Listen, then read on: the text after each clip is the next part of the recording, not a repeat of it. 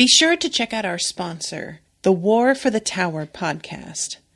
Also, Jeff Richardson does Shattered Worlds RPG, an RPG that he invented, and an arts and interview show called Everything is Awesome.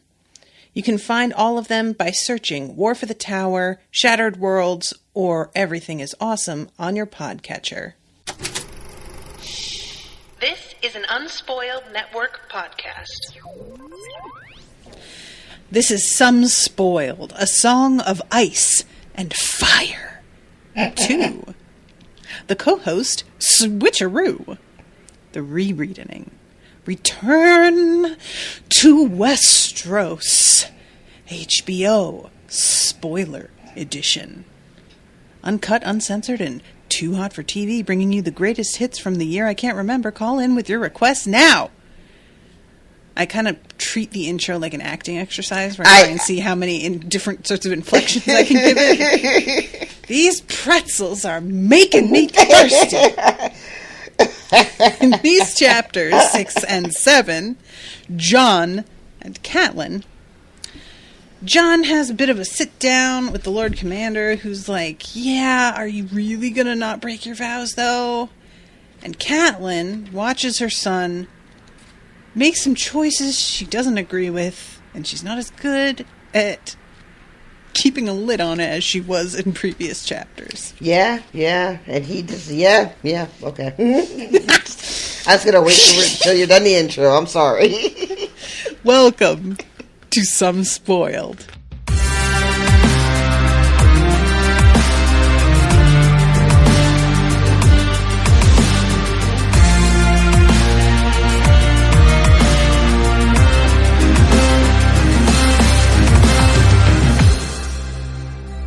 Monsters are dangerous, and just now kings are dying like flies. I am the king!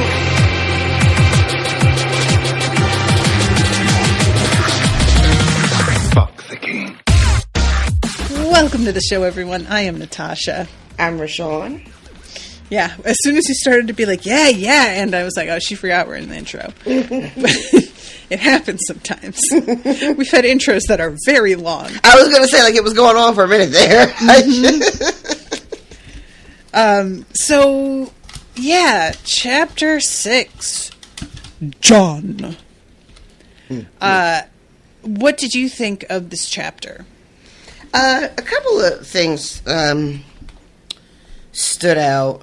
One was, and this is just, I have to mention it, it's not like a whole thing we got to get into or whatever, but there are so many references to Sam's weight in every description of him. Mm-hmm. Between his sausage fingers and his jiggly chins, his quivering chins, calling him fat boy even though he's a man. Yep. So, I guess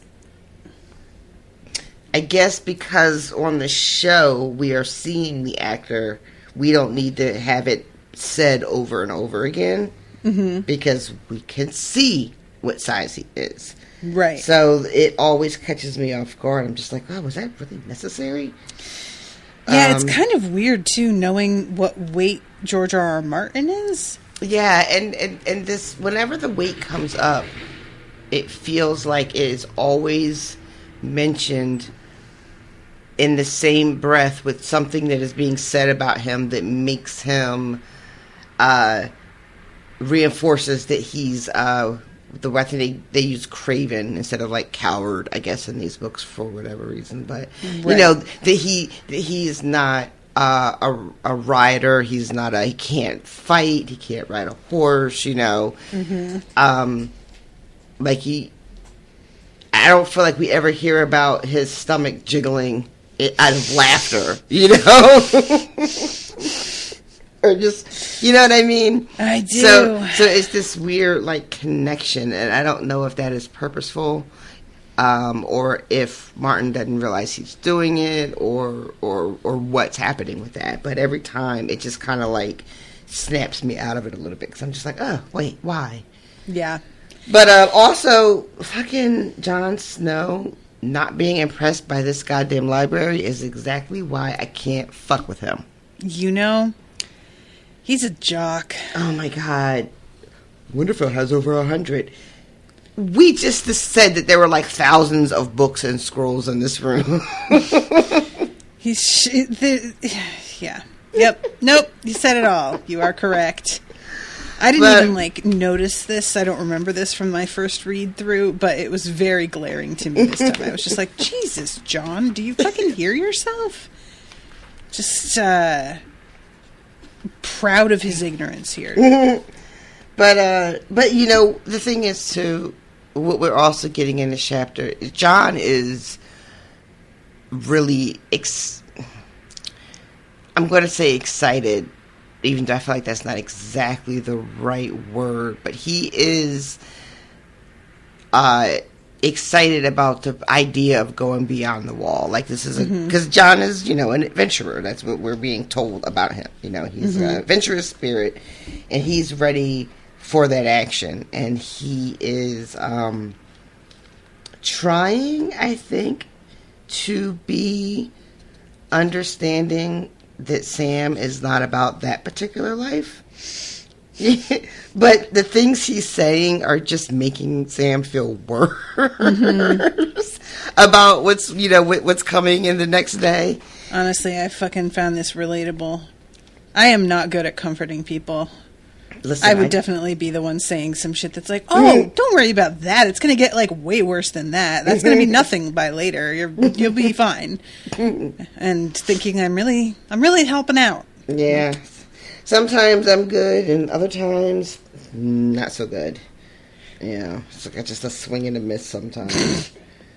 But, so it opens, and it's funny, too, because I know it's not meant like that. But when Jon goes looking for him and he finds Sam kind of slumped over napping because he's been up all night reading and researching these maps and everything, one of the first things that Jon is like, you know, you missed breakfast, you fat fuck. He doesn't say you fat fuck, but that's what it felt like. Yeah, it definitely feels like that's Martin as well, being like, he likes books so much that he will skip eating. He didn't even... Exactly. And it was... There's a moment right after he says that, Jon's thinking to himself that one of the other guys, Ras, suggested that Sam had deserted. Get it? And, oh my God. I'm sorry, I had to. Oh my I God. didn't have to, but I didn't have to. Ma'am, you had a choice, and you chose poorly. Sorry. But yeah, and Jon thinks to himself, well, no, of course Sam didn't desert, because that takes a type of courage, and he just simply has no courage. Mm-hmm. And... slander. A little bit. Mm-hmm. Mm-hmm. And I know, just because I know from the show, that it's important to lay this framework of what Sam is and who he is, so that he can later, you know, surprise us. You know what I mean? Right. So I get it. But it still feels like really rude. Agreed. Yeah. And then just listening to Sam talk about what he has found and the reverence he has for it. And also, there's a moment or two where Sam is looking at Jon kind of like, you fucking uncultured swine. Give me that fucking scroll back. You're fucking it up, you know? And, you know?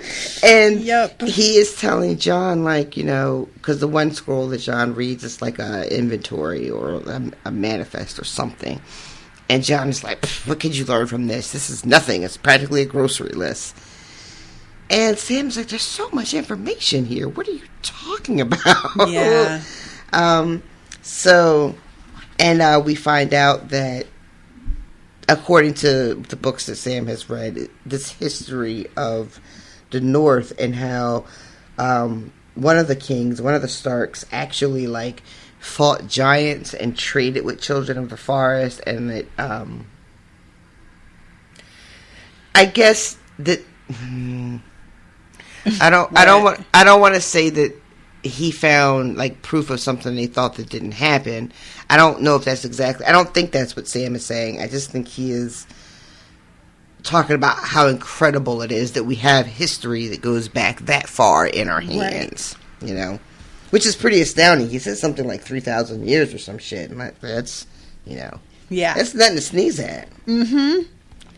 Yeah, I mean, that's like, I mean, it's just really wild to me that Jon has so little interest. I understand to a degree that it doesn't feel like especially when it's just like, here's the inventory on food. Mm-hmm.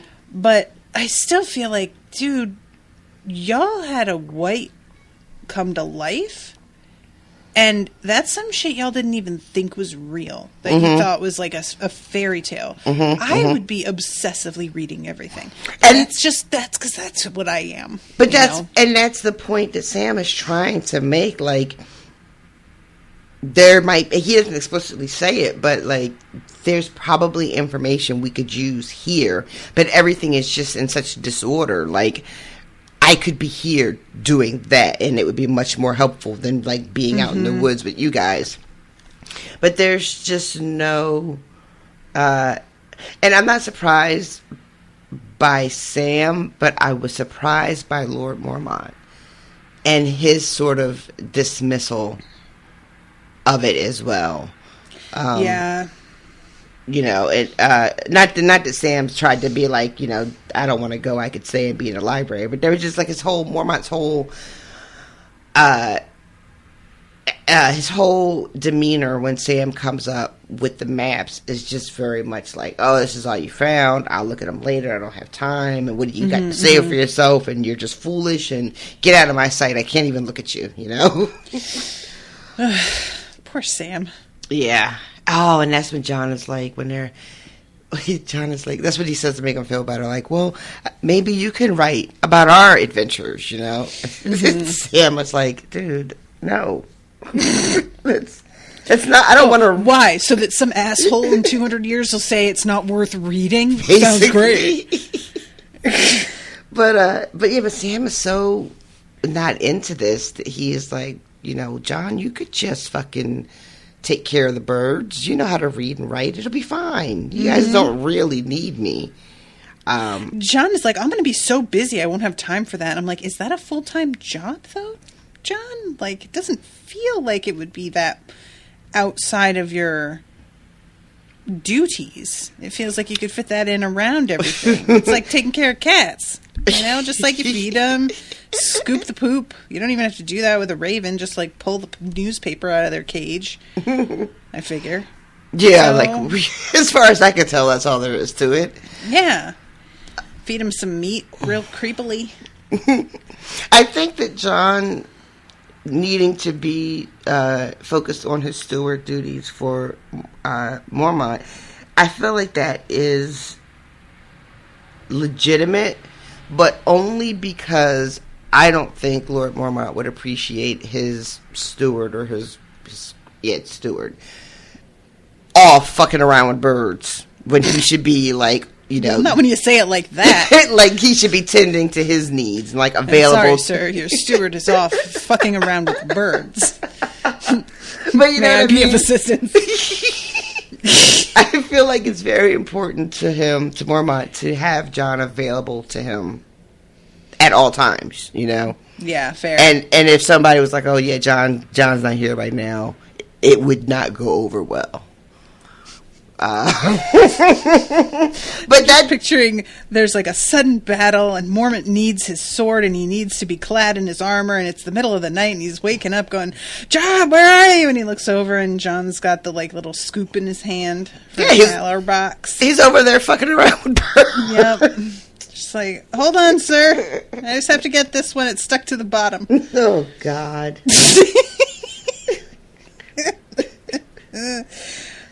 Anyway.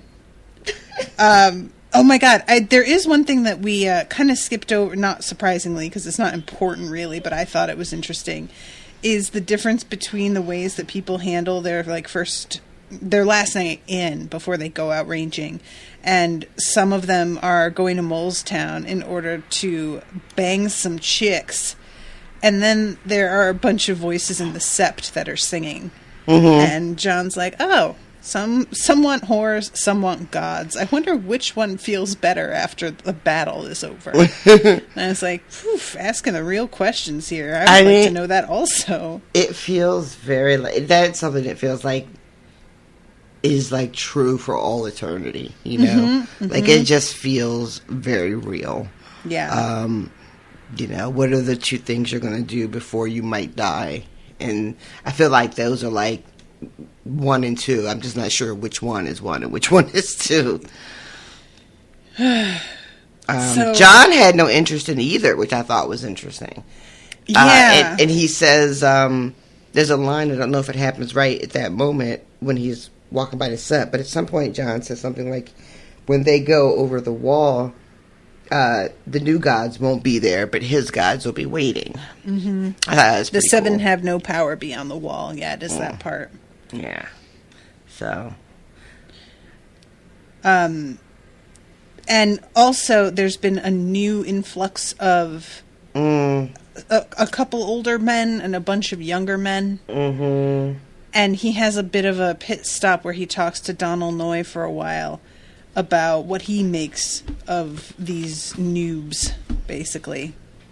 Yeah, they don't look great. I do love what ends up happening from that conversation, though, because they have this moment where at first they're just talking about like the new people who have shown up.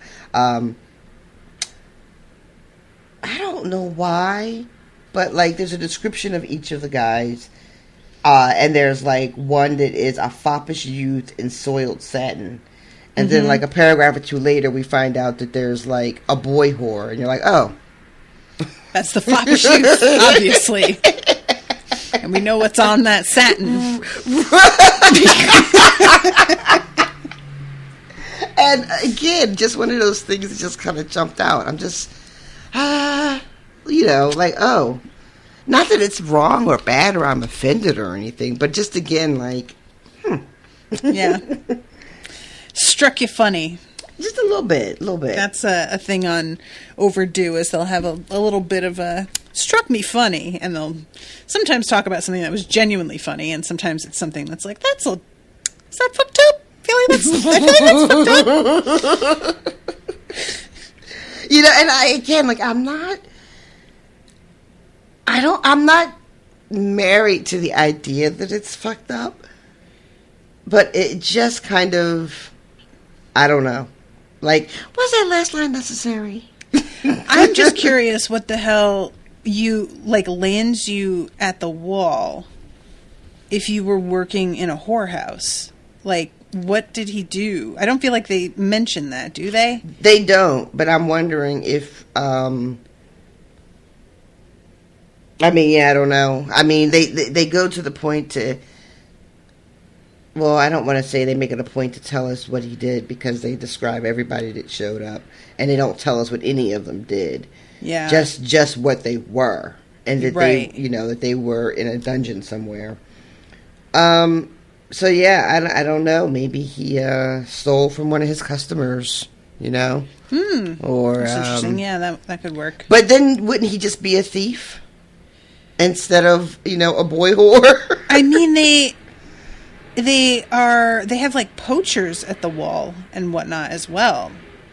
And those poachers that's just a fancy word for thief. That's true. So it seems like you don't really need to do anything like that bad, and it's basically life imprisonment. Basically. So yeah, that yeah, that system is I love how everybody talks about it as if it were inherently fair. Because in the mind of the people who are making these decisions, or whether you get to die or go to the wall, going to the wall seems like merciful, a mercy. Yeah, yeah. But the fact that they're sending these people or giving these people these two options, death or the wall, for these like ridiculously minor infractions. But everybody is just walking around like, oh yeah, it's the wall, it's where you go, it's fine, it's no big deal. You just gotta walk away from your entire life. Count your like blessings. This, for this one dumb thing you did that one time. It's fine. Yeah. What I was saying about the conversation. Right. So, it starts off very kind of like, superficial and like kind of like, what about the weather? And can't believe the traffic on the work, And then there is it goes over into the news that Robb has been made King of the North. And then they start talking about Robert Baratheon and who he was his armorer? His armorer? his weapons his weapons dealer. There it is. It's Aerosmith. It's a little Dresden humor for those of you also listening to the Dresden Files. So, and he tells Jon really about what he thought of each of the sons, and he describes Robert as being true as steel. Stannis is like iron, black and hard and strong, but brittle, and he'll break. And then Renly is copper, bright and shiny, but really not worth anything. Yeah. And Jon starts thinking to himself, I wonder what Noy thinks of Robb.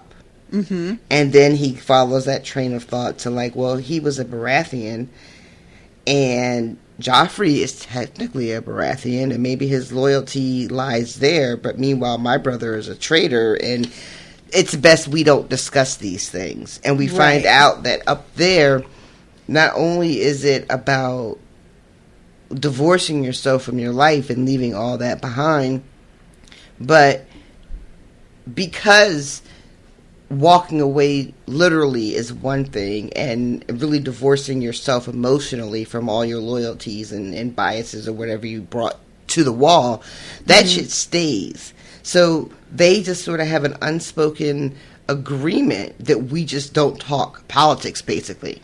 Right. The wall would not survive in the world of Facebook. All that shit. Facebook would ruin the wall. Yep. The whole thing would come crumbling right down. But I thought that was really interesting because, one, I don't know if I ever thought about it or if the show ever really talked about it explicitly.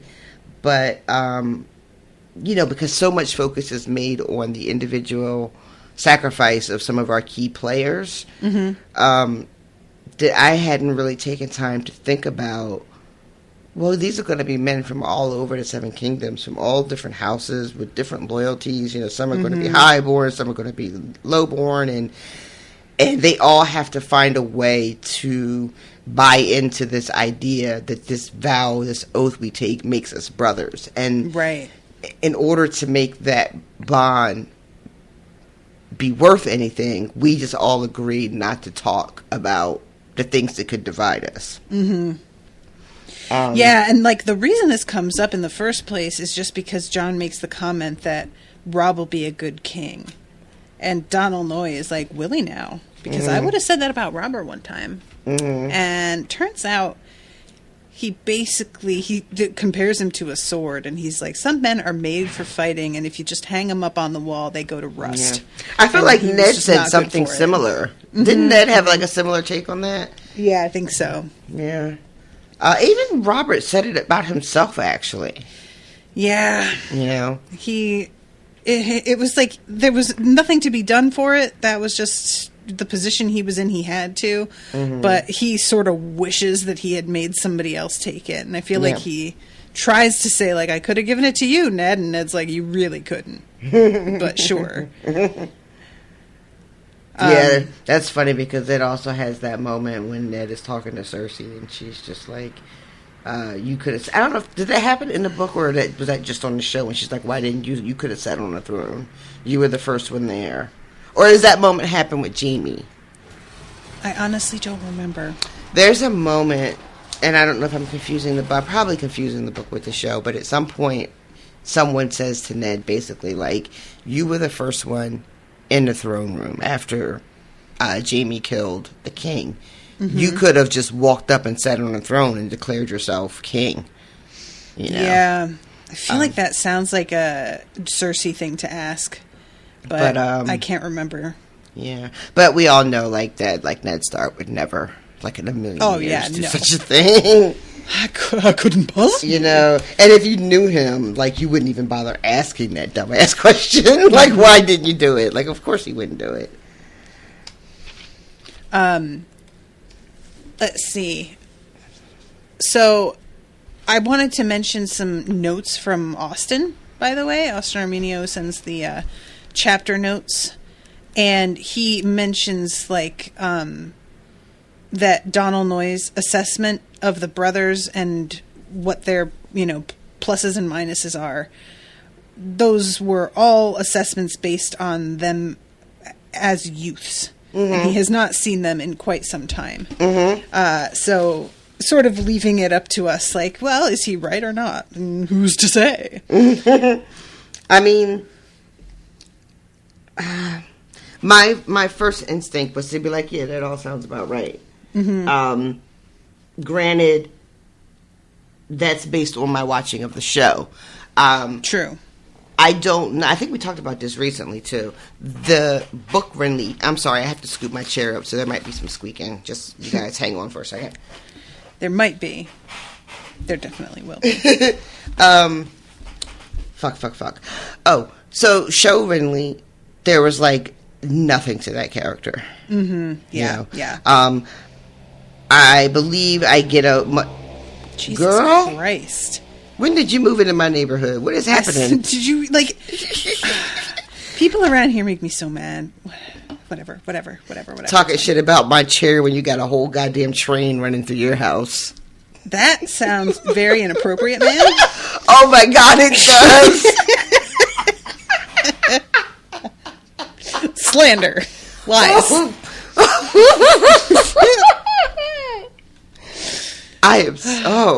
I'm sorry about that. Now I feel all weird. I just got all flushed. Come on. It's a choo-choo train.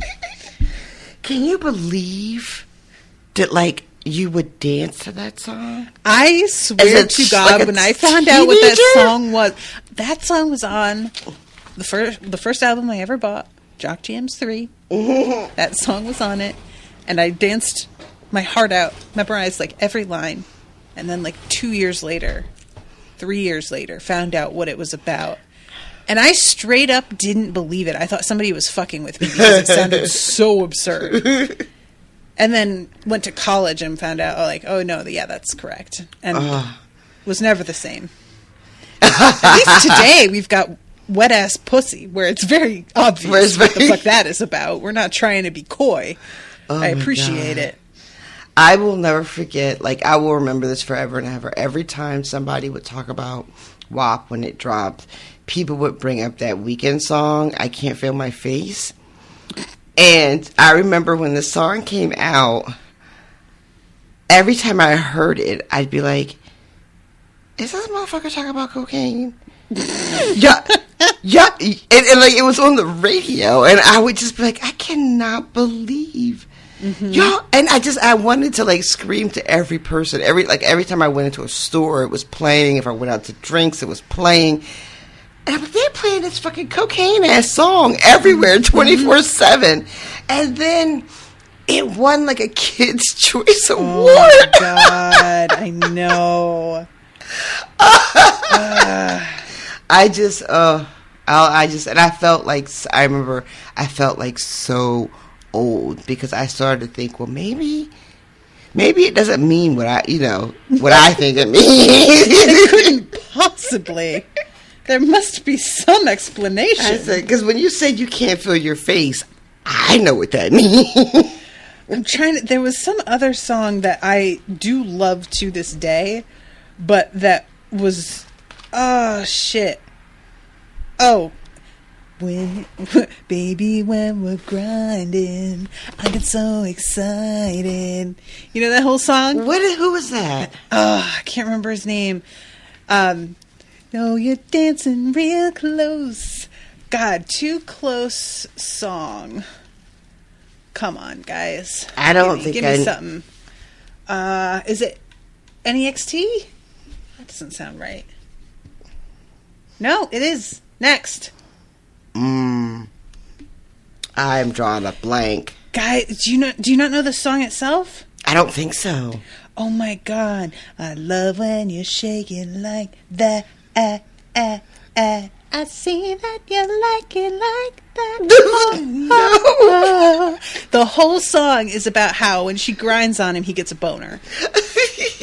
That's it. That's the whole thing. Is basically like, you got me really, really hard. You can tell I'm hard. I know you know. So can we go fuck now? And her being like, no. Do you remember Pony? Never mind. We got to stop. I'm sorry. Pony. Oh yes, I do.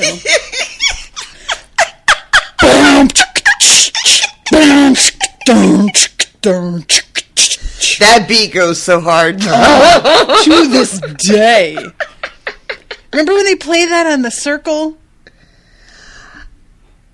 No. This past season, there's that episode where one team like wins the like little trivia game. Oh, right. And they just fucking start playing Pony into their speakers in the fucking apartments, and everybody's like, oh shit! Because everybody's like in their mid-20s, and this feels like an oldie to them. Oh my God. Yeah. Oh my God. Some good shit. I will definitely be putting that on my wedding playlist, but like for 10:30, for like the last song of the night. Hopefully all of Owen's family will be gone by then. It would be better if they were still there. That's what I should walk down the aisle to. We were trying to think of songs for walking down the aisle because everything is so stead, you know? It's like, oh, Pachelbel's Canon. What? And like, I like Pachelbel's Canon, but like, I'd like to do something a little bit more interesting. And I feel like if I told Owen that I want to walk down the aisle to Pony, he wouldn't even be mad about it because he even likes that song and he doesn't like R&B and hip hop. Oh God, that's pretty I tried good. to suggest that we walk down because we don't. Do you have a song with Steve? A song that's like, oh my God, they're playing our song. No, we change it. We switch it up.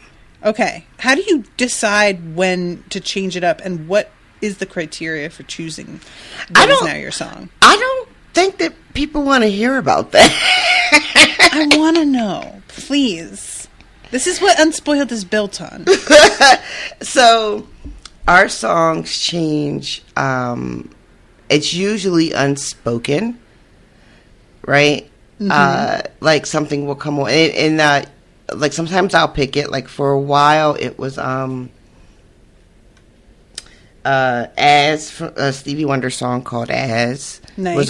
was our song for a while. Mm-hmm. Steve has a song that he plays. You know what? I'm not supposed to be talking about this stuff because it's like a very private like thing between him and I. So I'm really not supposed to share. Oh, okay. But there are several, and it will just be like we won't make a big deal about it, but I'll just know. Like for a long time when he was working, I would go meet him after work at the bar, and I would put a song on, and they're very rarely ever like slow, like, you know, ballads. Yeah, they're very rarely ever ballads. So it would be like a song you could put on in a jukebox at a bar, and it would just be like another song, but we would know. And every once in a while, he'll post something on my Facebook, like, you know, he won't say anything. He'll just post a song, like a YouTube link or whatever, and I'll just know. Aw. Yeah. The only song that we have that's anything like our song is Owen sang Hooked on a Feeling when we went and did karaoke at this like hick bar one time. And I suggested that maybe we could walk down the aisle to Hooked on a Feeling. And he didn't hate it. I mean, that's a good start, right? And then the doors open, and I'm standing there in my dress. And I feel like a very good sort of entrance moment. I'm believing that you're in love with me. It's not bad. It's not bad. And everybody, like all the bridesmaids and groomsmen walking down to the Hooga Shaka. I feel like that actually works pretty well. I don't know. I feel like it's uplifting, you know? I mean, we should probably We should probably take that into consideration. You know, just put a little pin in that. And, we'll workshop it. We'll workshop it. Yeah, I think you might have something, though. I really do. I think you might have something. Anyway, all right. So, yeah, like you said, he just basically is like, all right, I guess we're just not going to talk about the thing that we definitely started a conversation about already, and it's a bit too late for that, but oh well. And then he goes and he meets up with Lord Commander Mormont, but also Thorin Smallwood, which really feels like a bit of a nudge. Right? Like, so they go up to Mormont, where his room is now, since the last place, you know, was on fire. Poor Sam's, all these goddamn stairs to get out of, like, where the library is, and they gotta go up these stairs to get to the tower where the Lord Commander is. And this fucking guy is in there. Now, had we met him already? Thorin? I don't remember. I don't think so. I don't think so either. And he is unpleasant. Indeed. His whole description is just weak chin, weak mouth, thin scraggle beard. Like, it's just, none of it is good. Or, like, you know, said with any kind of, this is a man who inspires respect and looks strong, you know, and people were eager to follow him. And he, for someone named Smallwood, very, very big balls. Because he's just telling Lord Commander that basically he's the new, like, first ranger now, and you're too old to be coming out with us. Yep. And I should be leading the regiment, or whatever you want to call it, the away team. Fucking, I don't know what else to call it. Oh, God, we really know what we're talking about. But, and it's, to me, it feels, it's wildly presumptuous. And especially for a character that we haven't met before. Like, he just shows up and he's talking all kinds of shit. And, Mormont has to kind of check him on, like, 2 or 3 points. You know, one being, I'm in charge.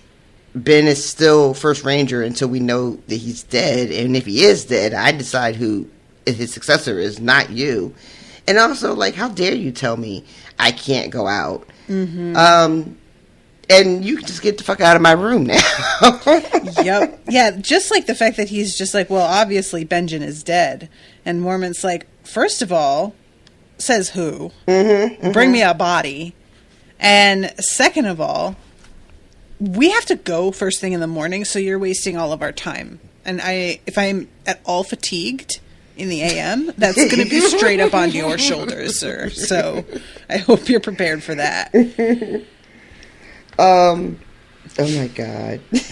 So he leaves, and he's like, doesn't even say anything to Jon, and he doesn't really even acknowledge that Jon and Sam are in the room. Not like, really. Like when just they show up, you know, like he looks at them a little bit. He doesn't say anything, and this goes right back to the conversation that they were having, which is also really inappropriate. That you were having this sort of like challenging the person in charge, and then doing it now openly, you know, in front of these other people, these, you know, underlings. Yeah, like if there's. Yeah, underlings is a very good word, because there is a hierarchy there, and Jon and Sam are both very low. Minions?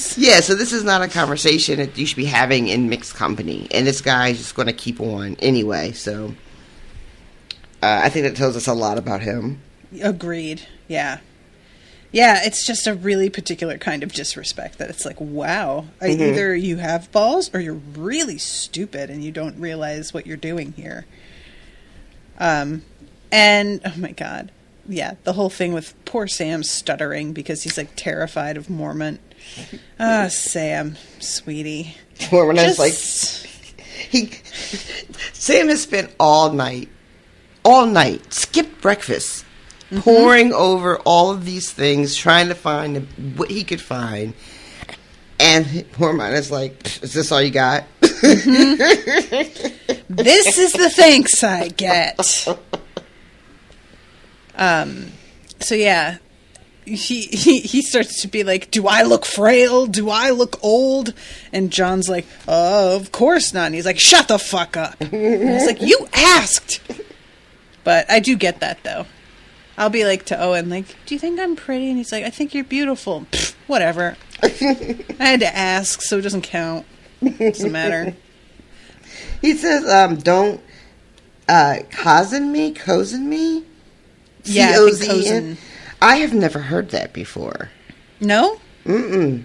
I have heard it, but it's not frequently, it's antiquated. The one I've heard is cosset is more often, which I assume is the same sort of, yeah, here it is. Cosset means care for and protect in an overindulgent way. And now I'm looking up cozen and seeing if it's cozen. Oh, no, cozen is trick or deceive. Oh, so don't lie to me. Don't lie to my face. I thought it was like, you're trying to shield me somehow. You know what I mean? Mm. But it says, perhaps from the obsolete Italian cosanare, to cheat. From cozone, middleman, comma, broker. So don't bullshit a bullshitter. A little bit, yeah. A little. It seems like it tends towards financial shit based on this definition, but not exclusive.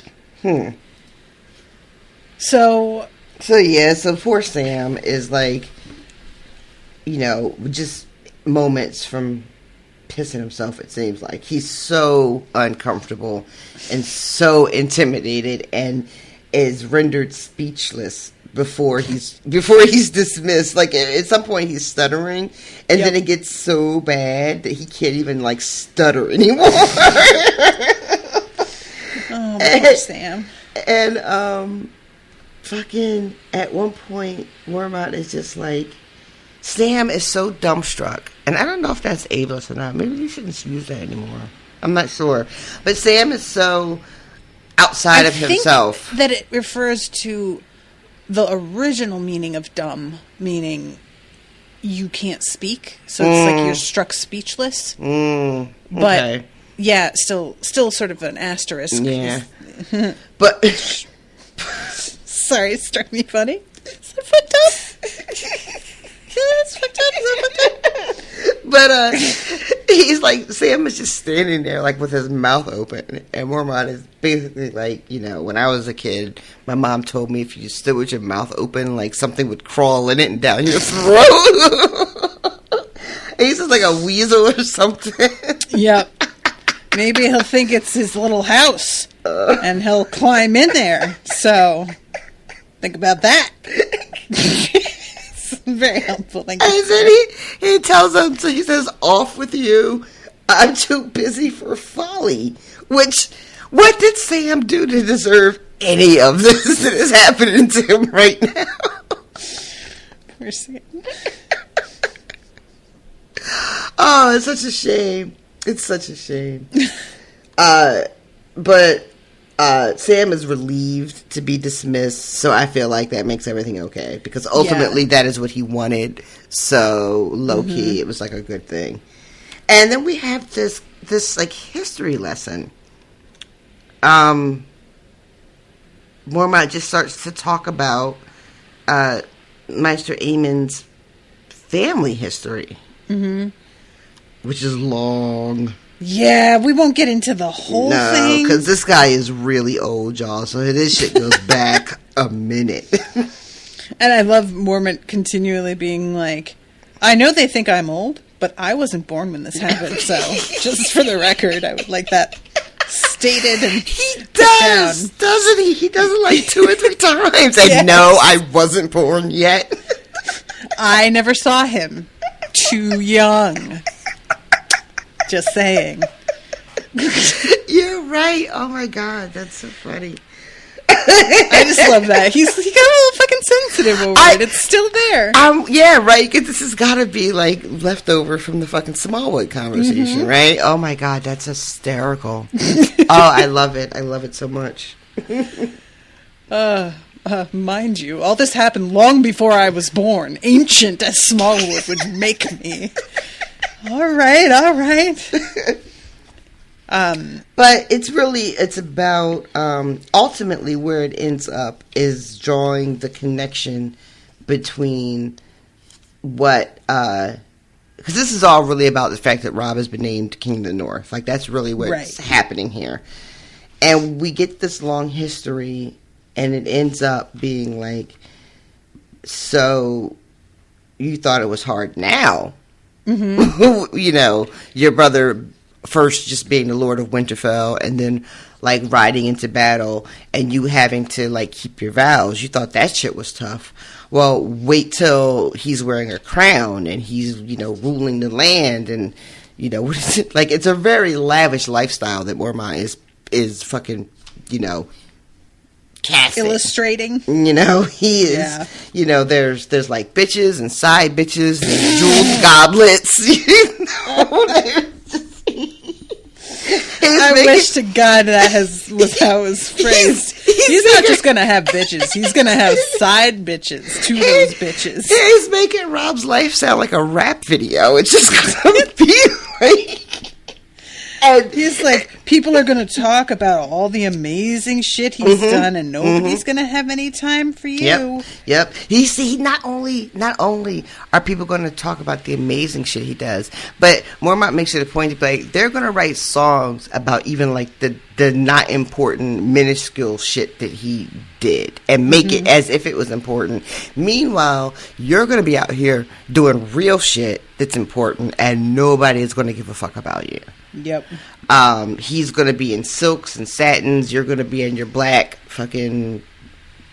I forget exactly what he says, but basically you're going to be in your black clothes. They're going to be calling you a crow. And how is all that going to feel? How are you going to reckon with all that? If that doesn't trouble you, go ahead and say so, and I'll call you a liar, and I'll know I'm right. And Jon is like, well... so what if it does trouble me? And he's like, well, then what do you do about it? And Jon's like, I'll be troubled. I swear to God. I do love that, though. I fucking love that so much. I do, too. He's just like, I guess I'll be sad. Oh, well. And honestly, that is a fucking life lesson, guys. I have had this conversation with Owen a couple times where he's so... conflict avoidant sometimes, and I'll sit down with him and be like, what do you think is the worst that could happen? He's like, you could get really upset, and I'm like, okay, and that's sort of it. I don't think he doesn't actually think you might leave me. I don't, like, not really. It's just he doesn't want me upset at all, and I'm like, guess what, I know that you don't want that. I'm gonna be upset happen. Though. Like, shit, it's coming, whether it's this or something else. Upset Natasha is inevitable. So if you're trying to just perpetually avoid that, that's no way to live. It's not possible. Sometimes you've just got to be like, yeah, I'll be very sad. And that's part of my whole thing with, like, getting my hopes up. Mm-hmm. I understand the, like, I don't want to get my hopes up because then I'll just be disappointed. And I'm like, you know, I can pretend I'm not getting my hopes up, and I'll be disappointed anyway, so, like, let me just get them up. Mm-hmm. I'm just going to go ahead and really, like, go for it. Get those hopes way up there, because why not? That's life. It's fine. But, you know. I, on the other hand... yes, you take a slightly different approach. A slightly different approach. I would prefer not to get my hopes up. I just always am like... So it might not work out. Like, lots of shit might not work out. That's just the gamble. I also, in the true Harry Met Sally style, do you remember that conversation they have about being an optimist versus a pessimist? Not off the top of my head. And he talks about how he has a real dark side and that he will read the last pages of a book when he first gets it, in case he dies before he has a chance to get to the end. Oh my God. And he says, I'm just saying, compared to you, when the shit goes down, I'll be prepared and you won't. And she says, okay, and in the meantime, you'll ruin your whole life waiting for it. And that really stuck with me as a kid the first time I saw it, and I was like, oh shit, yeah, that does ruin it. Okay, I'm not doing that. And, I still have anxiety. It didn't just... When Harry Met Sally didn't cure all that? It's, like halfway there. Right. I would have thought that it would have taken care of it 100%. I'm prescribed a weekly viewing of Harry Met Sally by my therapist, so I'm sure that it's on the horizon for my full recovery from my anxiety. But as of right now, I still haven't done the work. I really gotta put some time in for me. Anyway, this got away from me. Okay, so long story short, Aemon was in line for the crown, and basically through the series of events it took for that to land in his lap was a lot. Yeah, he shouldn't have been in line. Like, he shouldn't have been anywhere near, like, in line. But everyone just kept dying. It was just a series of fucking deaths. And then, like, one daughter who wasn't fit to lead and also was a daughter. So, again, not fit to lead, apparently. But, yeah, and he, we find out that he took the black, because before he was just a regular Maester, he Maester. He wasn't working like at the throne. He was somewhere else, but he had to take the black because they asked him to take the throne, and he said no. And then he felt like if he were like still out and about, was his concern that he could be used against his whoever was. Yeah, basically. And so he just sort of plucked himself out of play. Yeah, exactly. Which is really something when you think about it. Yeah, that's commitment, man. Yeah, and I think he says at the beginning of the story how he had said it was never going to be his ministry to lead, that he was like born to serve, and that's just where his spirit was. Right. And it was fine to send him away to study as a child because, again, he was so far removed from the line of succession that like it didn't even matter. Right. And he showed such a I don't know, aptitude. Yeah, okay. Yeah, that's good. An aptitude for learning at an early age. So his family sent him away to study. And like he had got set in his mind that this was his life's path. And then life just kept trying to force this other thing on him. Yeah. And he just was continually like, nope. But then we know, because we learned earlier, that eventually that decision that he made to walk away from it, because he wasn't sent, to the wall like in disgrace or whatever, like so many others. That choice made it so that when stuff really started to go bad for his family, he really couldn't like go do anything. Right, exactly. Hence his conversation with Jon being like, you have to decide whether or not you are prepared to actually commit to these vows and live with the decision you make. And I'm not going to say whether or not I can live with mine. Right. Yeah. So yeah, it was a lot of good background information in this chapter, I thought. And a nice laying of where they're going next. Correct. We know how Sam feels about the adventure coming. We know how Jon feels about the adventure coming. We know how Mormont feels about it. So I'm looking forward to when they... I'm not looking forward to how it ends, because I know how that ends, but I'm still looking forward to, like, the journey part of it, at least. Right. And it should be noted also that Mormont's Raven keeps screaming king. And Jon is like, I think he wants you to be king, sir. And Mormont's like, yeah, I'm going to pass, thank you. We have plenty. We have too many. I'm good. So, okay. Chapter 7. Catelyn. Catelyn, like I said in the intro, isn't hiding her displeasure with Robb's choices in this one. And Robb is no longer hiding his displeasure at her displeasure. Everybody's displeasure is on full display.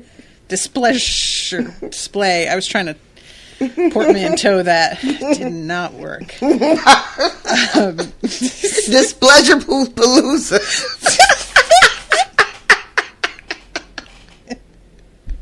That's not very good. I'm sorry. God. That was just so bad. It was pretty bad. Listen, ma'am. We have recorded a lot of episodes, everybody. They're not all going to be winners. So, Robb, it's very symbolic, a little bit heavy-handedly so. The crown is literally uncomfortable. He keeps moving it around, and he's just like, it's too... I mean, maybe if I move it like this... No, now it's like sliding forward. I don't... Does anybody have like a bobby pin or something that I could jam in here? Yeah, he's clearly uncomfortable. Yeah. And she's just like, oh, it's no easy thing to wear. I'm just like, oh, this is... We get it. This is... Thank you, Catelyn. So the big part of the... Not the most important thing in this chapter, but what's happening in this chapter, what's actually happening, not all the stuff that's going on in Catelyn's head, right, is that it has been decided they're going to offer a peace treaty or whatever, trade for peace or however the fuck they say it. Mm-hmm. And they have this this hostage, this Frey / Lannister, this fake, oh my god, she's like, oh, he doesn't, it's fucking so I'm just realizing now, fucking George R.R. Martin is very, like, Dickensian with his like, he's got a weak chin and watery eyes, and he's blinking a lot. So he's just, like, really weak and shitty, and we hate him. And I'm just like, God, okay, but...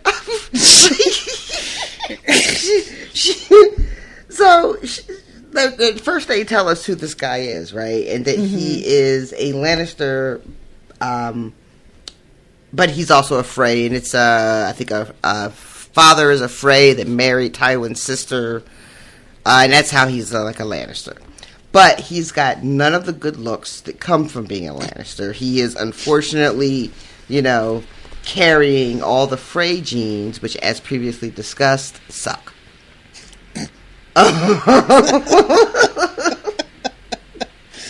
So it must be really shitty to be like an ugly person with a really hot parent or parents, and for it to just somehow like have sidestepped you completely. Listen, it's not even just like, well, because we know his father is probably terrible looking, right, but his all of his extended family, on the Lannister side, are all gorgeous. And he is just there. Yep. And it can't be easy. It must suck. I feel for him a little bit. But, not that much because he's a Frey. We're bigots. It's fine. Is it bigotry if they're terrible? Sean? You sound like a comment section right now, ma'am, and I will not stand for it. Not on my watch.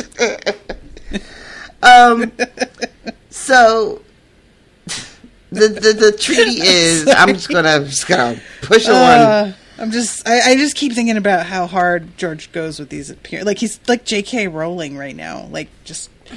I don't know if this is a trait of his writing in general. Like, does it calm down the more you get into the story? I feel like it does not. I honestly can't remember. Yeah. So I'm going to go with no. Yeah, I was afraid of that. I don't remember. It might. But part of me was like, well, no, he's just reminding us. Because we know we're still getting to know these families. So he needs to remind us when he introduced this guy, this Emmon Frey. He needs to remind us where he fucking comes from. And I guess, like, Cersei is super hot, but she's terrible. So it's not like, just ugly people are terrible.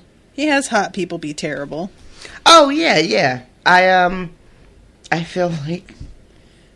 But there's a certain amount of shorthand that definitely happens. Yeah, and the thing about, like, Jaime and Cersei, if you want to talk about, like, you know, beautiful people who are terrible, there is this almost like, can you believe how awful they are? I mean, look how beautiful they are. You know? Definitely, yeah. Like, you know, like it's almost unnatural how terrible they are. As opposed to this guy where you're just like, oh yeah, this guy sucks. I mean, look at him. You know? That kind of I love the fucking, like, extent of it where Catelyn's like, he's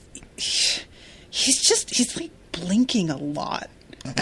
Literally, that's her criticism, that he is blinking too much. And then has to be like, I don't know, I guess that probably the dungeon's pretty dark. And I'm like, Jesus Christ, Catelyn, yeah, I think probably that's it. You think? Yeah. Also, he's been under a great deal of stress. So they pull this poor man out. They have like this giant sword in like Robb's lap, I think, and it's just like a big show. And Grey Wind is there, and the guy is terrified. And Robb gives him what he wants him to do. He wants him to take the terms back to King's Landing, and Robb is going to send him with an escort. And the terms are a lot, but the main gist is they want Sansa and Arya back home safely. They want independence or autonomy for the North, and whatever lands that they have decided, you know, should be included in that. They're going to need a couple of people as wards / hostages to maintain the peace. And what else does he ask for? Oh my God, there's a, like you said, there's a lot. There's a lot. He wants ice returned. He wants the remains of Ned and anybody else that died in King's Landing to be returned. To which I'm like, do they have that shit? Like, I just wouldn't be surprised if all those men had just been piled up somewhere. Absolutely. I don't believe for a second they're going to be like, oh yeah, these are specifically Ned Stark's remains. I mean, they can get his head for him. They know where that is. But everything else, I feel like, is really going to be a crapshoot. I would love it if that's like what Cersei says. Look, we can get your dad's head for you. We know where that is. The rest of it. Sorry, buckaroo. I mean, they could just dig up any bones and send them to Robb, really. That's my vibe, is like, either, I mean, I don't believe for a moment that anyone's entertaining these terms, but let's say they did. There's definitely just like random bones being sent back, and they're like, this is your beloved husband. And she's like, my husband was 6'5", and this man is 5'6", but right. I guess. Thanks.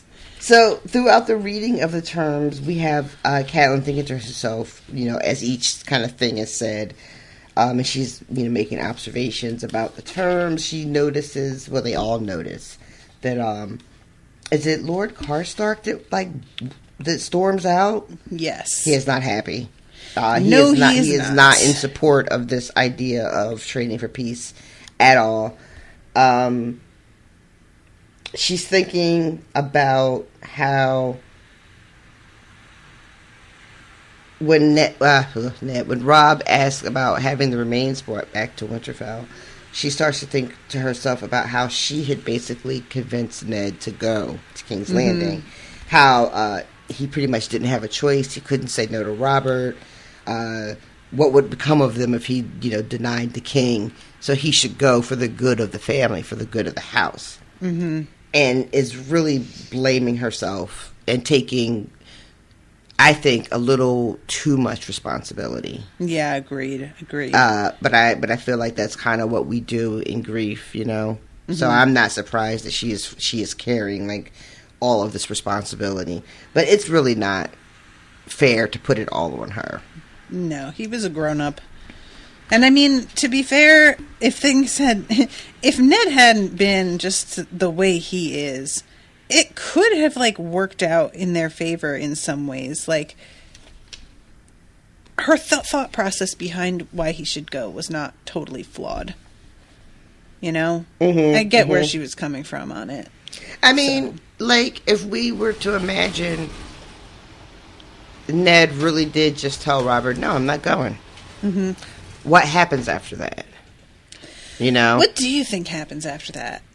It's really tough because the fact that, I mean, it's not like if Robert had, say, sent a raven to ask Ned to do this, to come be his hand, then maybe Ned could have denied him and just said, no, I'm not doing it. And it would have been, there would have been some wiggle room. But the display that Robert made of bringing like this whole, you know, entourage up to Winterfell, and it being so well known that he was asking Ned to take on this duty, if Ned says no, and everybody knows he says no, like, that kind of forces Robert's hand. Oh my God. I feel like I shouldn't have used hand when I was talking about being a hand, but I really didn't know where else to go with that. But, you know, like, it was so public. I don't know how Robert, because it's a thing about, like, when we're talking about this Smallwood guy talking to Mormont in that way in front of other people, you know? Right. Like, I don't know how Ned says no and Robert saves face. Right. Totally. So, yeah, it really has that feeling of, like, there's no way to avoid what happened. Once that ball started rolling, it was just, like, inevitable. There was no way to stop it. A lot of the story feels that way to me. Yeah. Like, this stuff starts going and you keep thinking, well, what if we had done this differently? But then it's like, but how, though? How would we have behaved differently in that moment, you know? Yeah, totally.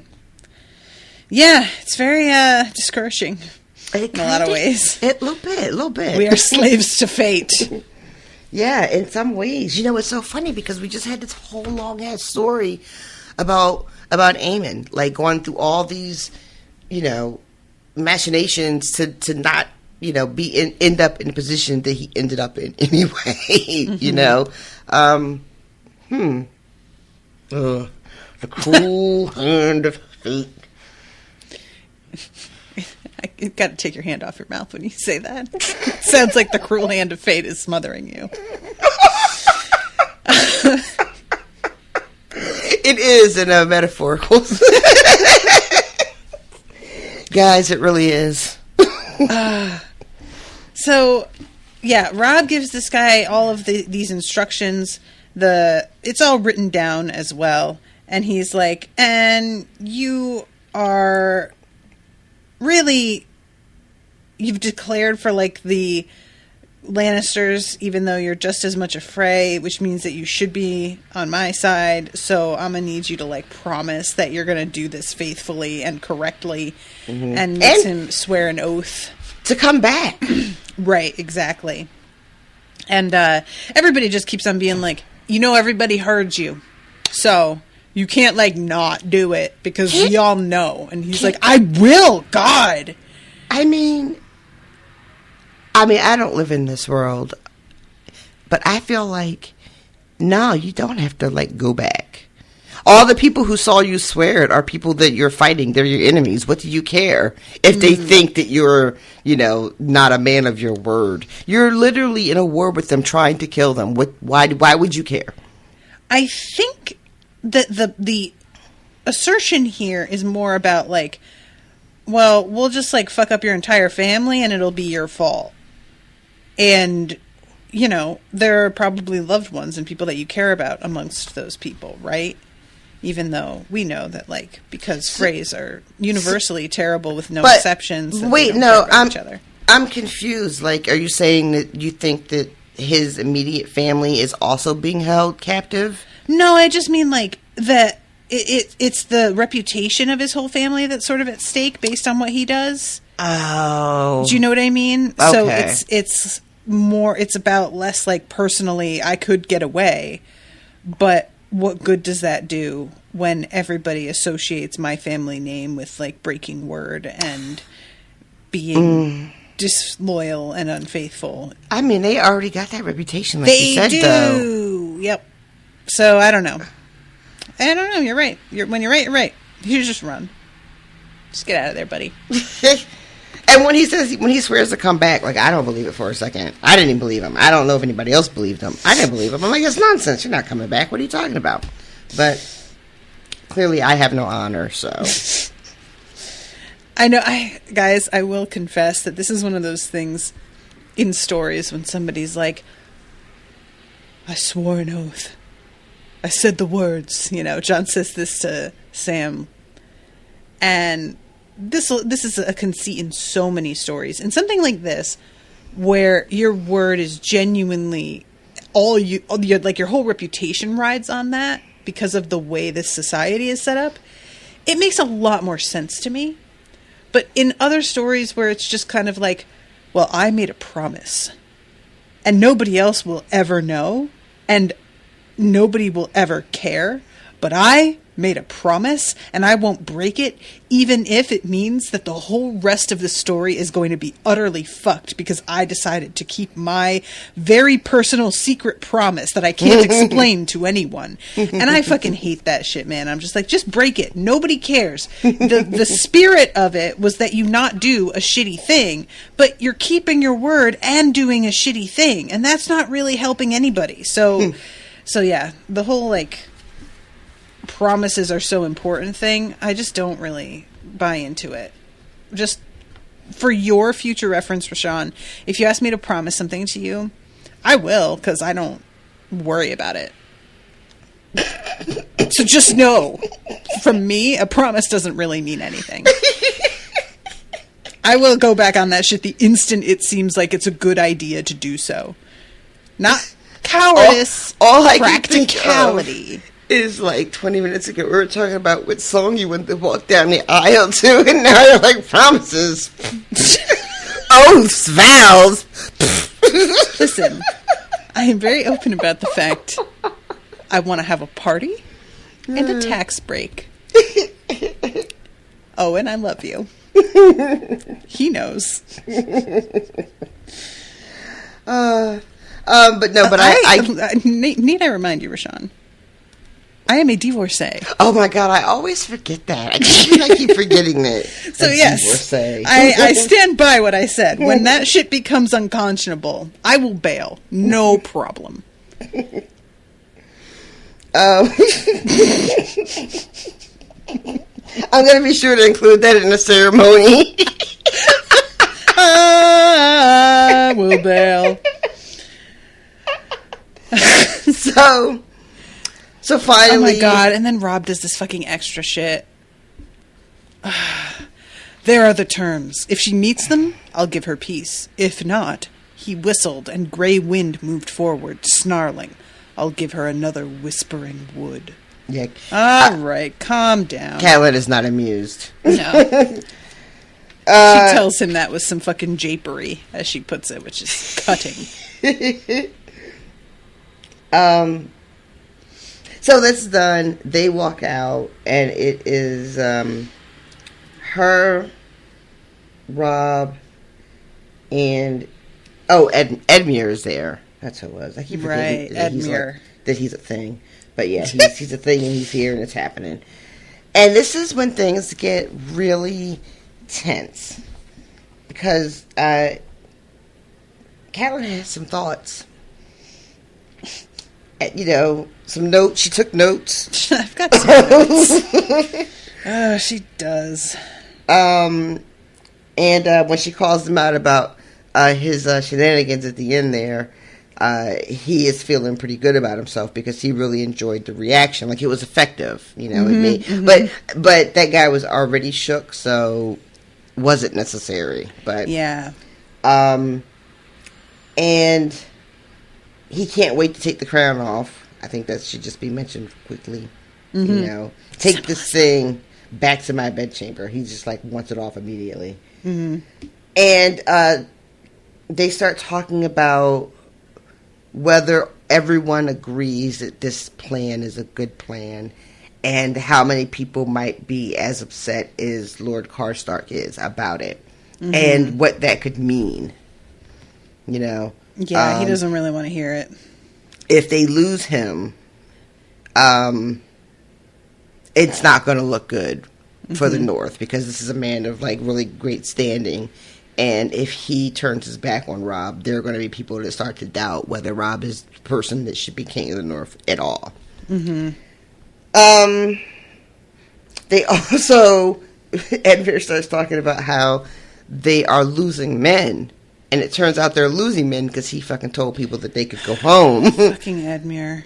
But in his defense, he's like, look, what was I supposed to say? Their towns or keeps or whatever were being ransacked. Their people were being murdered. And we are all just sort of sitting here chilling. Like, I couldn't tell them they could not go back home and try to protect their land and their people. But they've lost some of those people now, because it turns out it's a little bit harder to protect your land and people from the mountain, you know, than you would, you know. I was going to say than you would think, but I feel like you should think that it would be difficult. You know, Yes. The difficulty should not come as a surprise. Yeah, it's definitely a sort of, once you send everybody home, trying to call them back out again anyway, even without the mountain being a factor, it's always going to be harder, Right, you know? right. It's like saying, I'm going to take a nap before I go to work. And We all know how that story ends. you know, it's just sort of like, was it worth it? Was it? I don't know. But, yeah, there's like a bunch of different moments here where everybody is sort of backbiting. I mean, even at one point, Edmure like tries to support Robb's point of view, but he says the boy has the right of it, and Robb is like, "Don't call me the boy. I'm your fucking king." Well, that's because he had been just hearing all this. Like, he couldn't lash out at his mother, so he just lets loose on his uncle the minute there's like a window that opens. Yeah, You know, he just directs all that shit right at him.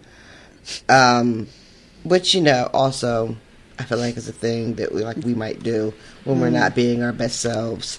and Catelyn sees that that's what's happening. He's like, and he immediately follows it up with, "How about you go over there to this other place and see about a wife for me?" Yeah, and I like that. she won't do it. She says that the terms that Robb offered weren't like sweet enough. And they have this conversation about, because she's basically like, give them whatever they want to get your sisters back. Like, do you just not give a fuck about them? And she is basically like, we have Jaime. We could have traded Jaime for the girls. And Robb says that's not happening. And they have this sort of moment where she's just like, oh, so the girls aren't worth it. You know, and he doesn't really answer her. He's just like, you know, I'll do whatever I can to get, you know, my sisters back. But he doesn't really address the fact that she has called him out on a very specific thing. Right. And that's when he's like, you should just go to the twins. Yeah, and he also, she says something like, you have all these men who are calling you king. You can make them do whatever. And he's like, the men who made me king can take that shit away. And then she tries to turn it around and be like, oh, so this is about you staying king. And I'm like, you just said that he has this power to do shit because he has them. You know it has to be about staying king. Like, what do you... Like, she's just sort of playing this... Yeah. Playing... Like, she doesn't understand how it works. And I'm like, come on, Catelyn, you know, and she even says that it was unworthy of her. I was just I was just about to say, like, she's having this conversation with him where she is acting in a way that she realizes is not really fair, and that she's not being, I don't want to say reasonable, but she's not being pragmatic. Yeah, she's not understanding that there are rules to the way these things work, and these are rules that she understands and she knows already.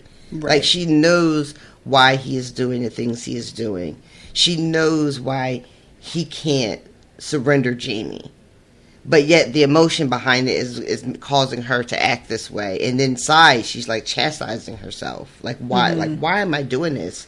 I know what I'm doing. I see he's doing his best, you know. But I've lost my husband, and I can't lose anything else. So I'm just going to, like, act this way. And later on, do whatever she feels like she needs to do. Even though she understands practically that these are all, like, terrible decisions. You know, she's just being ruled by, and I don't think it's necessarily a fault. Like, I feel like it's very understandable that she's running under, I have to save what family I have left. Right. And like, nothing else matters. Nothing else matters. Yeah, it's, I don't know. I there's nothing quite like the moment when you're having a conversation with somebody and you realize that you are being, like, a dick. And it's just like you stop and you're like, oh, man, I sound like an asshole. And she really does sort of have that here. And when he tries to say that she should go to the twins, she declines because her father is still in really poor health and could go at any minute. And she really wants to be here until the end for him. Right. And before she says she's going to stay to go see her father, after she says she doesn't want to go to the twins, because basically he's like, go pick out a bride. And she's like, you're old enough, you can pick your own bride. He says, okay, well, then go with Theon. And she starts to say, I don't think sending Theon is a good idea. Which, man, even when, like she has these moments of incredible insight where she is so fucking right and dead on, you know, and she's just like, this is not a good idea. You need to keep Theon close to you. Send anyone else. And Robb is like, no, Theon's perfect choice. Like, why wouldn't you send him to go and talk to his father? Like, what better person to go? And she's like, no, you have to understand that Greyjoy is our ally, I guess, and being held in check because we have Theon. We let him go, and that man has no reason to remain loyal to us. Robb just doesn't see it that way. Yeah, and I mean, this is like his childhood friend, and he doesn't see the aspect of Theon being like a player, a piece of the puzzle. He sees him as a person that is like someone that he grew up with, that he personally has a real connection to, and it's understandable. And he also doesn't see Greyjoy's ambition necessarily as a threat. Because Catelyn is like, you know, he had a crown once. He might think this is a good time to have it again. And Robb was like, I don't give a fuck. He can have islands. He can be king of the islands. What do I care? Yeah, he isn't thinking about any bigger or further than that. And it's just wild because, like, he already has the islands, dude. Why do you think that's what he would want? Why do you think that's the kind of king that he would be aiming for? But he thinks that because he hasn't thought about it. Is what it is. He hasn't given it any thought. And she's trying to get him to see it. She's still going, and this is when he cuts her off and is like, I'm sending Theon, you have a good day, and he just walks away. And she has this moment of being like, at one point where I forget what line where it was. My God, it's somewhere at some point she says something like, Robb was either like talking down to her or Yes. looking down on her or something. But it was like the power shift, like in real time for her. And then after he walks away, she thinks about that again. Like, she had told him he has to command. And that's what he's doing. And that includes her. Yeah, she created a monster there. Not really, but, you know. Yeah. I'm sure there are times when parents feel that way. I wish I hadn't empowered my kids so much. It's funny you think about the two, like, Cersei and Joffrey, which I know it's not exactly the same. You know, there's an age difference, and there's one of them being a fucking psychopath difference. Mm-hmm. But this idea, like, both of these mothers, even though their tactics are very different, feeling like they have their child king's ear in a way that can really, like, influence them and run the show. Mm-hmm. And the feeling of when you realize you don't have that. Like, this motherfucker is not listening to me at all. I've lost control. I never had control or whatever. And what a jarring feeling that must be. And also probably really, I know there's no room for, like, sentimentality when you're, like, fighting a war, but as a mother, that's gotta be kind of like, it's gotta sting, right? Yeah. Yeah, like I said, feeling like I wish I hadn't empowered my kids so much. Like, you want your child to take charge and make decisions for themselves and go out into the world and face things, but not like that. But not like that, though. Yeah. You also want them to listen to you and do what you say forever. Like, you want both of those things at the same time, but you can't have them. And that's the thing that always, for me, has been, like, the main reason I wouldn't want to have children is you have to do that thing where you watch them make a mistake, and you know it's a mistake, and you can do your best to let them know, but they won't believe you. There's no way for them to believe you until they make the mistake. They have to. That's the way it works. And no thanks. I'm good. I don't need to do that. I will sit here and watch all of y'all go through that and then take your kid out for a drink after it goes wrong and be the shoulder they cry on as they go, don't tell my mom. And I will say, I won't tell your mom that it went exactly the way that she said it would go. I promise. And we all know what your promises are worth. My promises are worth nothing. So, this is when she goes to see her father, and her uncle is back. And we did not know this. He just sort of slipped back in. He hasn't even seen Robb yet. He goes right to see his brother, which is really sweet because we know that they did not, they had fallen out. Right. But despite that, she says something like, despite them falling out, the bond was still strong. And you sound so far away. Where'd you go? Oh, I don't know. Okay. You sounded like you were talking through a paper towel tube. I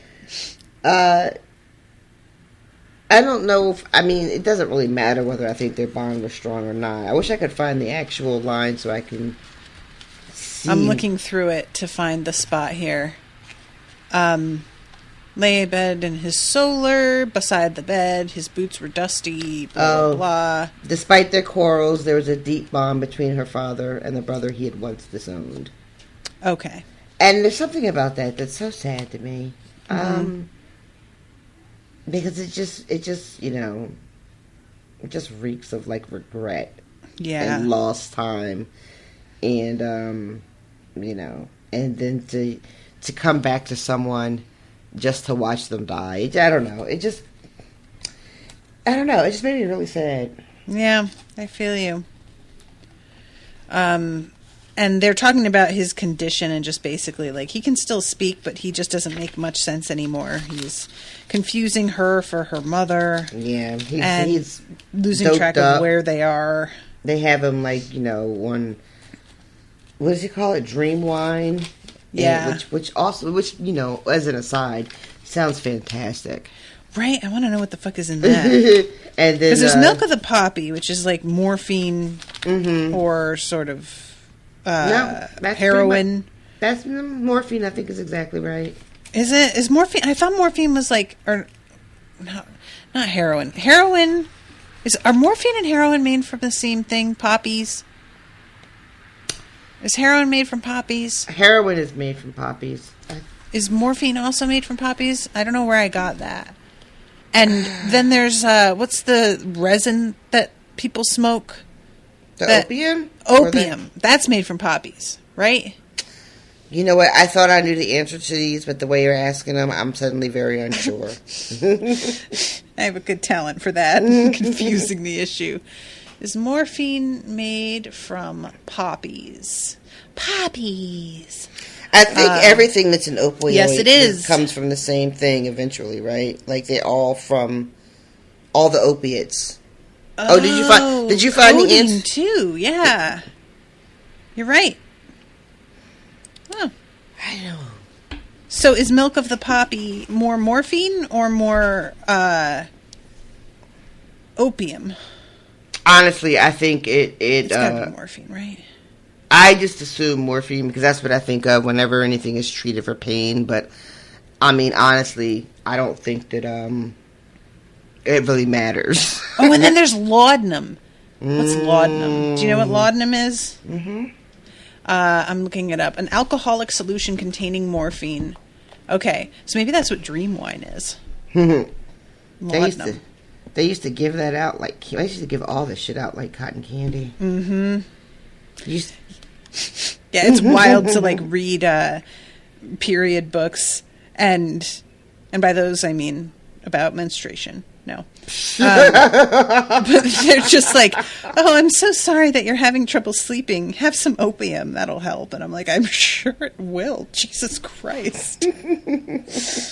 But then what?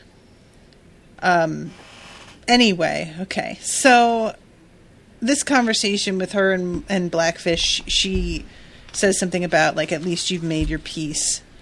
And she looks up and says, you spoke of tidings that Robb needed to hear. And he says, yeah, come outside. And they talk again. We didn't really talk about this from the perspective of the of Jon with the comet. Oh, that's right. There's mention of the comet as well. Yeah. I forgot about that. Because Sam is like, it's so bright, you can even see it in the daytime now. Mm-hmm. And at this point, she says something like, everybody seems to think that this is an omen for River Run, but I see red as a Lannister color. And he's like, that's blood red. That's everybody's in bad shape. Yep. No, nobody's coming out of this one. Yeah, because she's having like, done well. She's like, whose blood? Mm-hmm. And he's like, have you ever? What do you mean, whose? Have you ever seen a war where only one side, spilled blood? It's everybody, both sides. Yeah. What else does he tell her? They talk about Harrenhal. Yes. And what's going on out in them streets. There's a quick little throwaway line about Beric and his Red Priest and how people thought he was dead, but then he wasn't dead. Yes, I love this. Because when you're first reading it, you just have no context whatsoever. So you're like, oh, he thought he killed him and he didn't. And it's like, so good. Oh, it's a lot deeper than that, kiddos. And doesn't Blackfish say something like, fuck. God damn it. He says something that makes it sound like he knows what is happening. Where the fuck is it? Let's see. I'm at the section. Beric Dondarrion's been raiding the raiders. Sir Burton Crakehall was boasting he'd slain him until he led his column into one of Lord Beric's traps and got every man of them killed. Dondarrion and the Red Priest who ride with him are clever enough to preserve themselves, but your father's bannermen make a sadder tale. Robb should never have let them go. They've scattered like quail, each man trying to protect his own, and it's folly. There it is. You read it. It's one line. Dondarrion and his Red Priest who rides with them are clever enough to preserve themselves if the tales be true. So you think that's a reference to, like, I've heard that he can raise him from the dead? I think so. Okay. All right. Keeping that shit close to the vest, not mentioning it, but okay, sure. Jonas Bracken was wounded in the fighting amidst the ruins of his castle and his nephew Hendry slain. Tytos Blackwoods swept the Lannisters off his lands, but they took every cow and pig and speck of grain and left him nothing to defend but Raventree Hall and a scorched desert. Dairymen recaptured their lord's keep, but held it less than a fortnight before Gregor Clegane descended on them and put the whole garrison to the sword, even their lord. Yeah. Catelyn is like can't believe it. Like you know, he was only a child, and Blackfish is like, well, what the fuck does Gregor claim about that? Like, why would he care if he was only a kid? And there's another one. There's another person out that's he says Gregor is not the only one who's been, you know, let loose. There's some other guy that's out there. Sir Amory Lorch. There he is. And some sellsword out of Cohor, who'd sooner maim a man than kill him. I've seen what they leave behind. Villages put to the torch, women raped and mutilated, butchered children left unburied to draw wolves and wild dogs. It would sicken even the dead. Yeah, it's bad. It's bad. And it ends up being like, because Catelyn's like, when Edmure hears this, he's gonna like lose his shit. And he's like, yeah, that's what's happening. Yeah, that's what he wants. Tywin wants to get everybody to a point where they can no longer just sit back and wait. He wants them to come and try to march on Harrenhal. And that's when we get the little history of this terrible place. I remember, like, that this was an awful place that was cursed. I couldn't remember exactly the story about it. So when she's telling it, and we find out that, like, the very day it was finally completed after, like, 40 years and, like, thousands of people dying, the very fucking day the Targaryens came when dragons and just fucked all that shit up. There's something about that is so mean-spirited. It really is. I don't know why it was so funny to me, but I just laughed and laughed.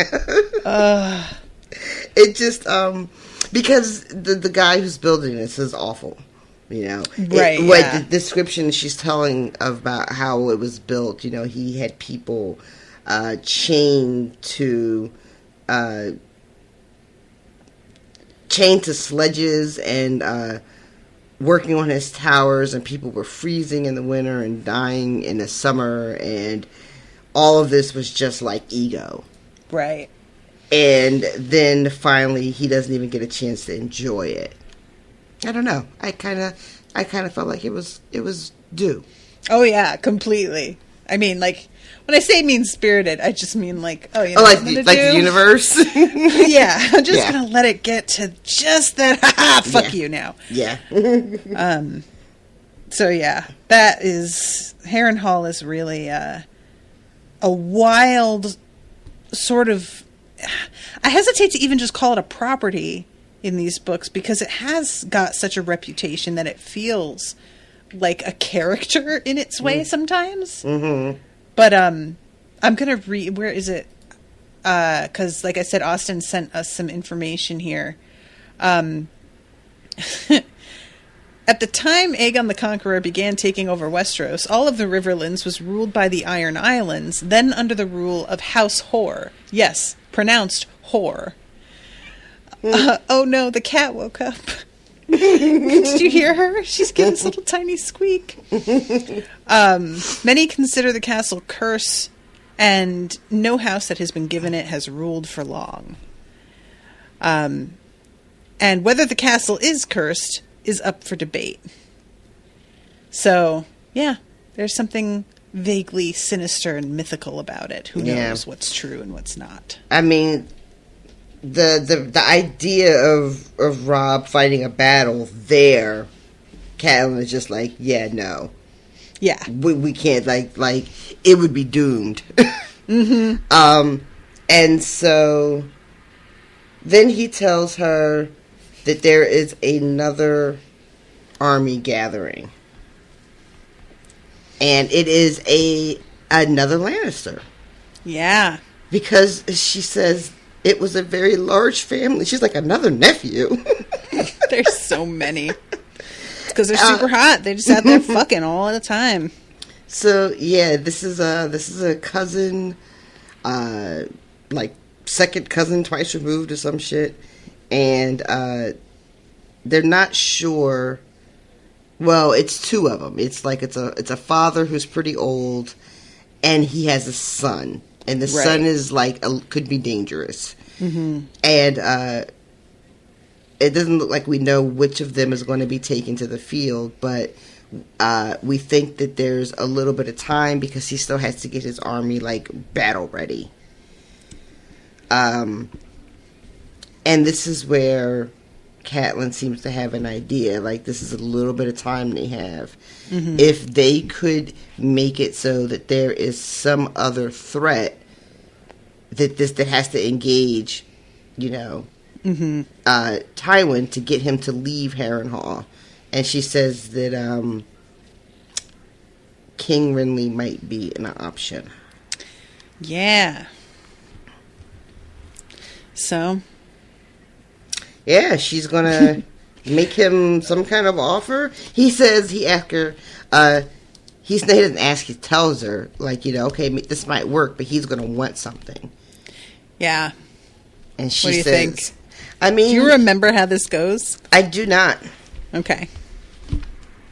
Yeah, I have vague memories, but I don't remember even if the show did the exact same thing as the book did, so I don't even know how accurate my vague memory is. Honestly, I don't remember... Well, I guess this is all happening at the same time, actually, so that's a lie. I was remembering Harrenhal from the show, and the main thing I remember is just that Arya was there, right? And I don't know if that's really a thing that happens in the book or if that's just something the show did. I cannot remember. But she's there, and I don't remember the circumstances in which they leave. Arya? Any of them. I can't remember what happens when they're at Harrenhal. I just remember that she was there, and she's like a servant boy, even though I think there was discussion that he was pretty sure he wasn't fooled. But yeah, I cannot remember. I can't remember how they left. I don't remember if there was a big battle or if they marched. Yeah. Well, I guess we'll see. Guys, if you can hear the purring... I hear it. I will not apologize for it. I found a cat on my roof earlier today. Cat on a hot tin roof. And she is adorable and very sweet, and she was asleep in my office for the duration of this recording. But then she just popped up now, and she came over, and she has curled up in my arms and is letting me pet her belly and is laying on her back. Aww. And it is the absolute sweetest thing I've ever seen in my entire life. But I will say, I fed her, and she has some gas. So, smelly cat, smelly cat. Now she wants out. Okay, she's leaving. Well, it's because you're talking about it, embarrassing her. I humiliated her. For a stranger. How could you? How could you? All right, so yeah, that's the end of this one. Is her being like turning towards the camera, stroking her chin thoughtfully. So, I'm going to say hi to new patrons real quick. We have Sophia Ricci and this is what they put as their name. T.E. Kelvin, one Popeye's biscuit away, Benjamin.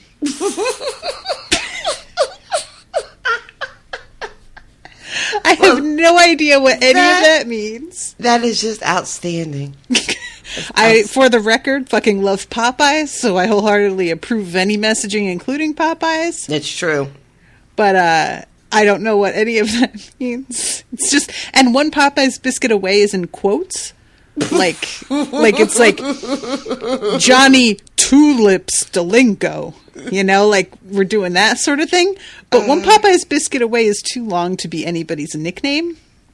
Unless you did like an acronym. There was a thing, and I was thinking this to myself today, and I hadn't planned on sharing it with anybody. But I don't know who's all out there listening. I don't know how many of you, have black friends and family. But there is a particular thing that I see that only black people do, where they make like a Facebook profile, and they'll have their name, but they'll have like a descriptor / not really a nickname in between the first and the last name. Have you seen this? I have like 100 cousins, and they all do it. Give me an example. For the longest time, one of my brothers on Facebook, was his first name, and then in the middle it said, "Be loving your looks," and then his last name. What does that mean? Okay, T.E. Calvin, are you black? Inquiring minds. I'm not making generalizations about this particular person because Don't you backpedal on me right now, ma'am. We have questions that need answers. I had a niece that for the longest time was her first name, and then it said like Smiling Eyes or something, and then her last name. Have you had one? Oh no. You said that with such disdain. Wow, okay. Well, everybody who's family and listening to this show knows exactly what you think. And there it is. That is just not my particular personal style. As if. I don't have it. It would never occur to me to give myself a cool nickname like that. It would never occur to me. It doesn't even like count as a nickname. It's just sort of like it doesn't even sound like be loving your looks. Hey, That's girl. Not even anything. Hey, girl. I'd be liking how you look, girl. Is that what that means? That's not a nickname, though. They're not nicknames. They're kind of, I don't know, girl. It's like a vibe. Yes. That's what it is. It's like a vibe. So mine would be like, Natasha, constant anxiety and over planning winters. That doesn't feel good. I don't like it. I reject it. No, sir. Everything I come up with that I could use, I'm just like, nope. In the next couple of days, I'm going to go through my friends list, and I'm going to screenshot all the ones I have on my list for you so you can see them. Yes, thank you. And listeners, you're all just going to have to wish that you were as cool as me and got to see them, because we're not sharing. To protect the innocent, and maybe not so innocent. All right. Well, thank you guys again very much for listening. I hope that you all have been enjoying the coverage despite my meandering and insistence on singing R&B songs for a little bit too long. You're like, you could have sang like 3 words and we would have gotten it, but you had to sing like the whole like half verse. And I'm like, I know, but I just can't help it. It's you were just, swept away. I was swept away. Another good song for the wedding. Toodaloo, motherfuckers. Bye, guys. Joffrey, Cersei, Walder Frey, Meryn Trant, Tywin Lannister.